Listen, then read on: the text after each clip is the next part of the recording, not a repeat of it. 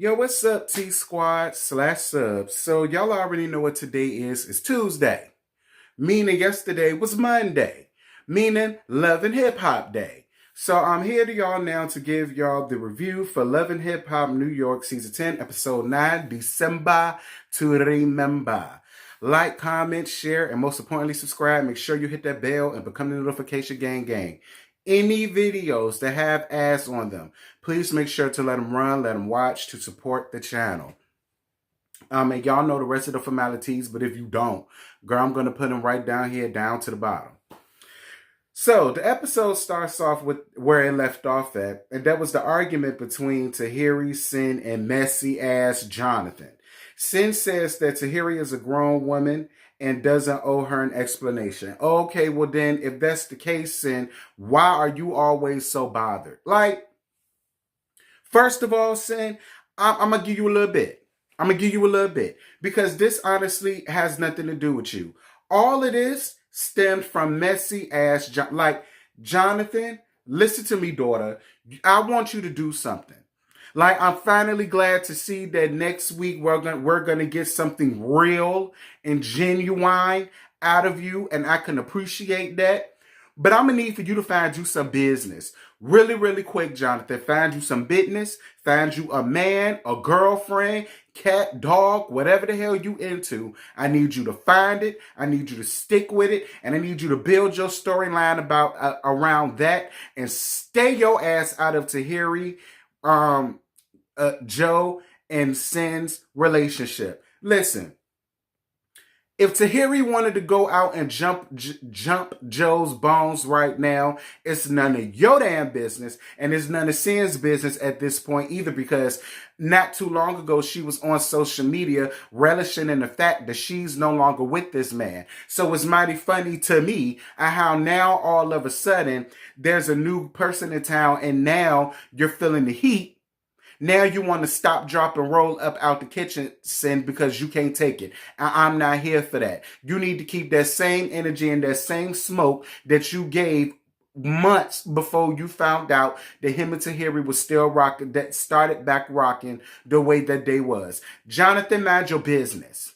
For real. Mind your business. Because what's going to happen is Joe going to put your face in the sand just like he said he was going to do Safari. Now, I highly doubt he would have done that. I highly doubt he would have done that to Safari. But I do believe that he'll do it to you, girl, because that's woman-to-woman combat, and I'll be all here to see that. So mind your business. So Chrissy decides to meet up and talk with Olivia, y'all. We finally, after 8 episodes, we finally get to see the infamous Olivia. Now, Olivia, you pulling it just a lot, pulling up in their Rolls Royce. Girl, we already know it's rented and it ain't yours because you want the one driving it. Like, honestly, Olivia, I really want you to show your real life. I don't want to see you pulling up in any more rented cars that is not yours, okay?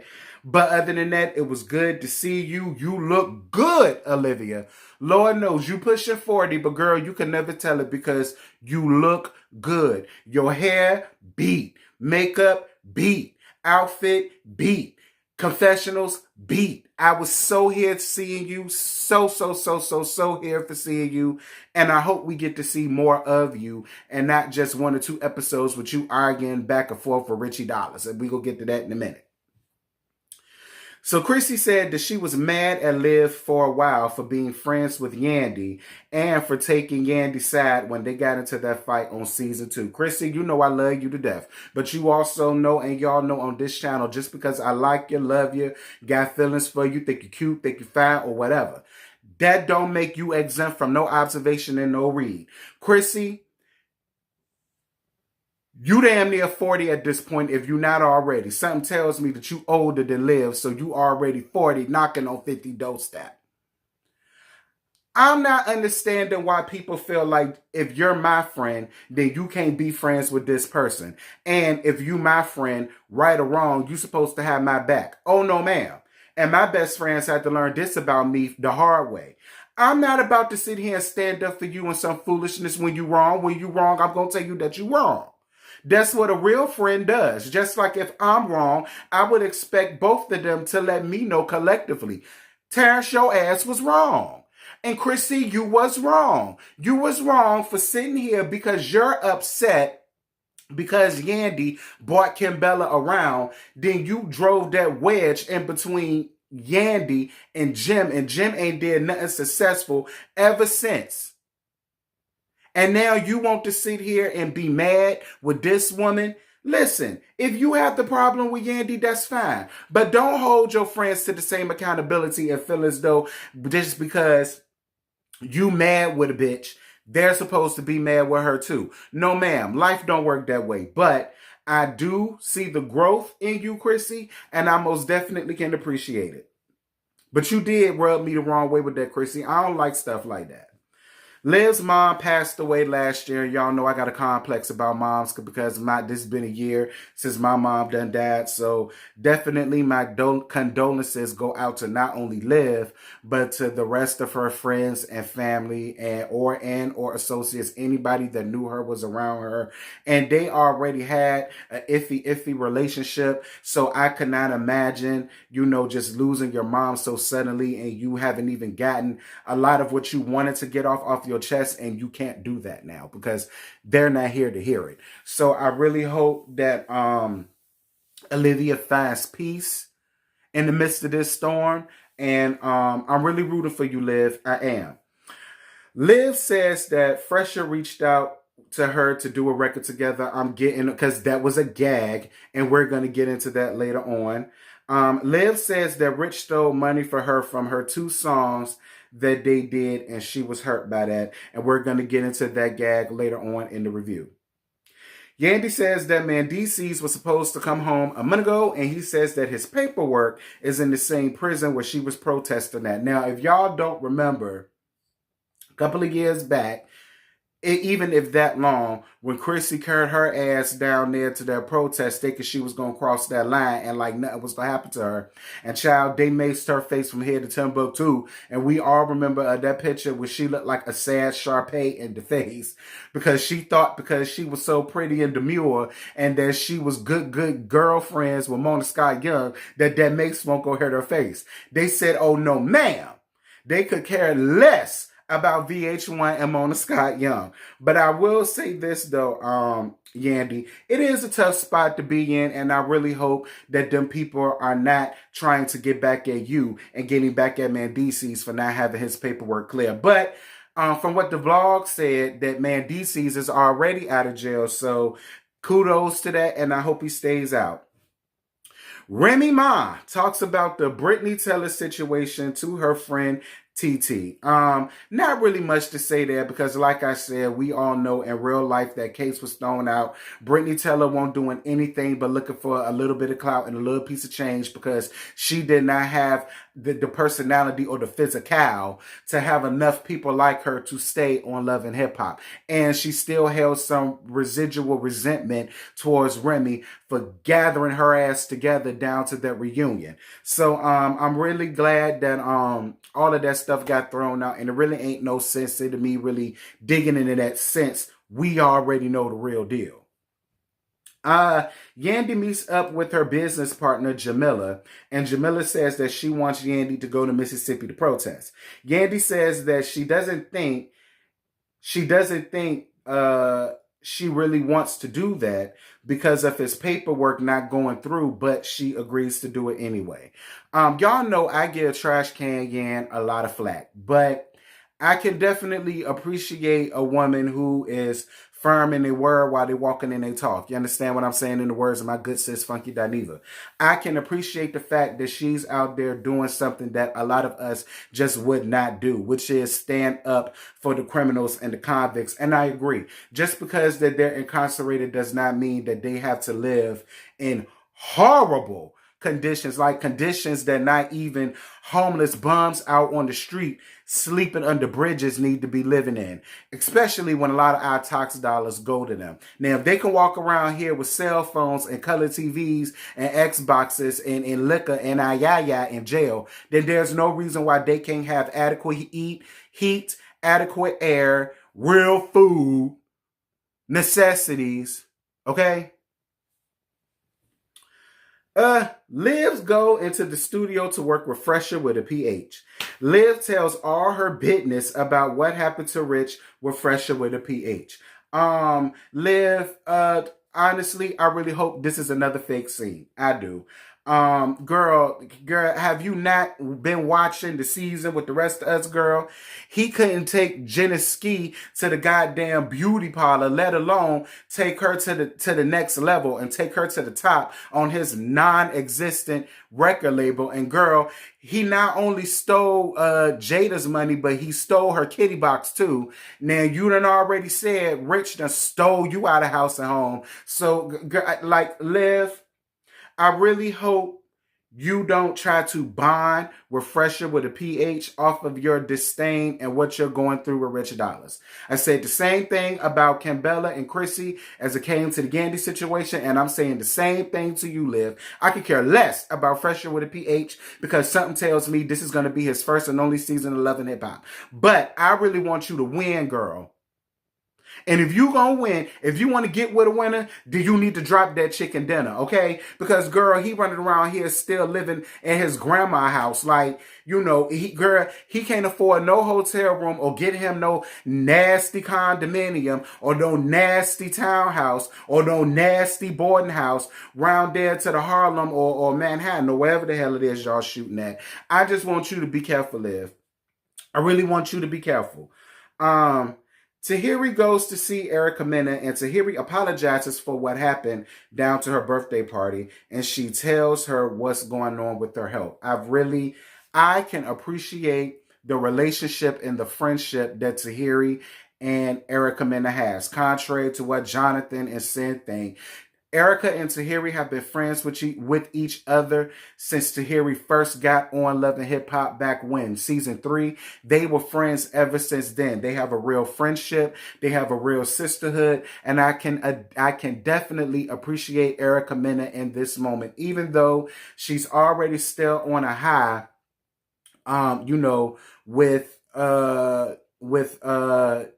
finally marrying Safari. Now she's trying to put together her baby shower, and now she's willing to stop all of that to be there for her homegirl.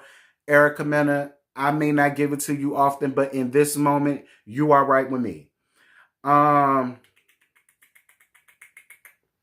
Ma and Pap go to see her lawyer, Don and Floro, to come up with the game plan about this whole Remy Taylor situation. But it's like I said again, we already know the real deal. It done played out already. The case was thrown out. She didn't have no case. She couldn't prove her case.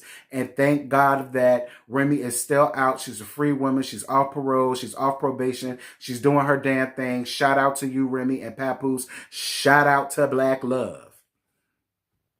Yandy goes to Jackson, Mississippi to help with the protest. I already spoke about that, but I will give Yandy her flowers again. I definitely can appreciate her for stepping outside herself and doing something to help these incarcerated brothers and sisters. Tahiri and Erica go down to the doctor for the mammogram, and she's told that she's need a biopsy. Thankfully, it was a benign cyst, and it's not cancerous. Again, shout out to Erica Mena for being there for her homegirl. Tahiri definitely appreciated, and shout out to you, Tahiri. And Tahiri was absolutely right.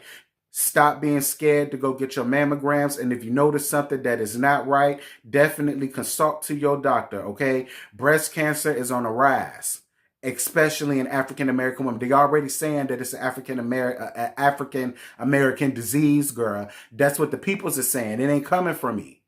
So definitely go out and get your breasts checked. You heard it here first. Don't say I ain't never did nothing for you, and tell them I sent you, because they're going to treat you right. Rich pulls up on Liv and Fresher with a PH down to the studio. Liv says that she's trying to understand Fresher with a PH hand in all of this because she didn't want to see Rich at all. And this is what I meant, what I said about Fresher earlier on in this review. Liv, should you ever see it? And I really hope that you see Fresher for his works. If he was really serious about trying to work music with you, because we all know he ain't finna sign you, girl, because he ain't got no label nowhere in town.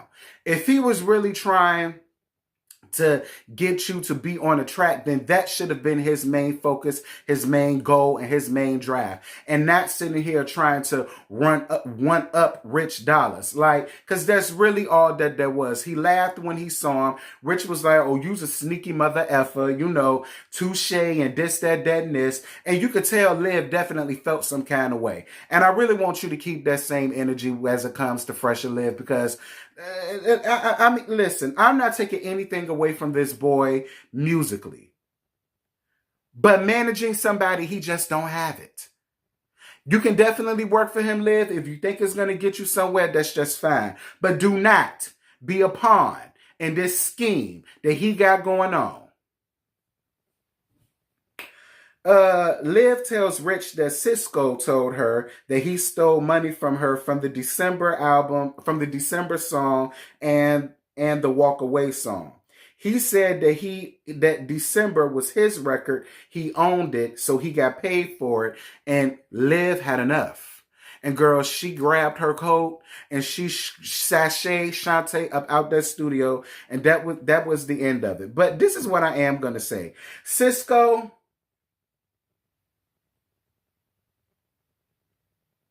some people may call that a power move, but I call it a punk move. Like, you're not even on the show no more.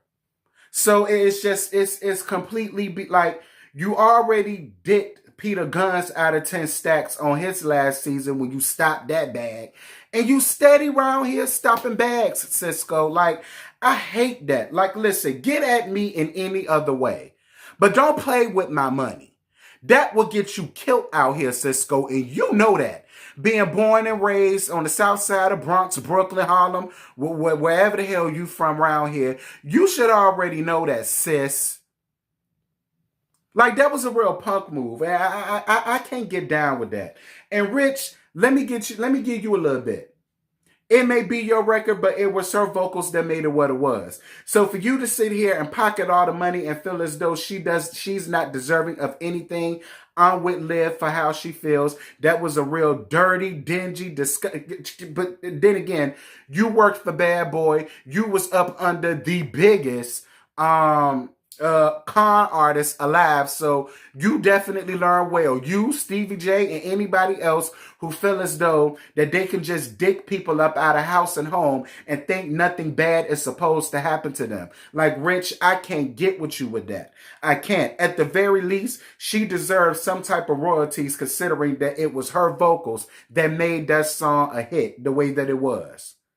Now, y'all can sit up and talk as much cold cash trash about Liv and her non-existent music career all y'all want to. Yes, she took Lil Mo's spot in being the queen of the hook by default. But at the very least, Rich, she is deserving of something. And the fact of you sitting there doing that to her and you keep hollering about this is your best friend, your sister, and I'm not with that. I'm not with that. But y'all, that was Love and Hip Hop from last night. It was a decent episode. I will say that it was a decent episode. Definitely keep it coming. Y'all drop down in the comments. Y'all let me know whose side y'all on. And I'm about to get off of here and edit this. And girl, I'm going to talk to you later. Bye. I just woke up and I rolled up. I just woke up and I rolled up. And I got my plane ticket. That push that be my starter kit. I just woke up and I rolled up. I just woke up.